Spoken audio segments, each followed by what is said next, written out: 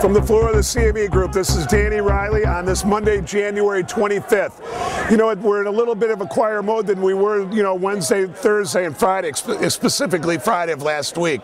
The markets took a pretty good beating. We kind of figured that things were a little bit overdone, and the guys at the desk all agreed, and that's kind of what happened. For months and months now, we've been going higher, and the bulls have had what we said was pretty much a free ride, and a couple of guys on the floor were chuckling about that. If you were lucky enough to be long S&Ps or stock into that rally, hey, more power to you. But the problem now is that some of the things that have helped make the market go up are starting to dwindle, like some of these economic policies that the president's talking about. More job cuts this morning out of Walmart. 11,200 jobs were cut. Just all sorts of different things that are kind of weighing down against the marketplace. Over in the 10-year note options today, they've only got about 15,000 volume, and over in the Eurodollar options, they've got about a little bit over 200,000. Here in the S&P last week or last Friday, we had 30,000 big S&Ps trade. That's one of the biggest volume level days that we've seen in the pit in a long time, all the way back into June and July of last year, I would say. And then in the minis had over 3.5 million traded. Now back in the middle of the height of the credit crunch, those volumes topped out. I think the CME's record volume in the mini was over 4 million contracts. And over the last 3 or 4 months, these contracts have gone down. The big S&P doing 10 to 15,000 a day. The mini doing about 1.5 million. You know what? These are not the type of volumes that these guys at this desk want to see. We want to pump out volume here. Volume makes the world go round. What we're going to do? I'm going to step out. I'm going to let Tim come in and talk a little bit about the technicals, and we'll see you.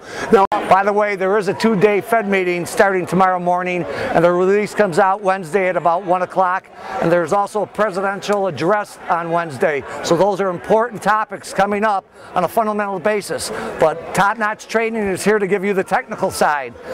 I said all along, Top Notch said all along that we need to see more of a retracement because it'll be healthy for another bullish move higher.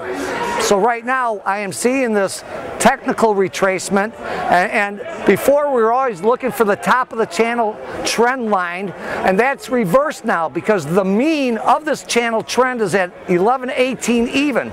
We're well below that level right now, so the bottom of this channel trend comes in at 1077.70, and that is a big area. But I'm still looking for that little blip that happened in Dubai on Thanksgiving weekend. That happened when the oh God, that happened. Top Notch is looking for that little blip that happened on Thanksgiving weekend. And that was when Dubai had that little slippage, and the December contract was the lead month at the time. So it says the overall view we're looking for in the March contract now is 1061.30. And believe me, if the spook can go down and hold 1061.30, Top Notch says that should be the bottom we're looking for. Then we got to see a resurgence above that channel trend of 1077.70. But every day it's an ascending channel trend, so it could be pushing higher.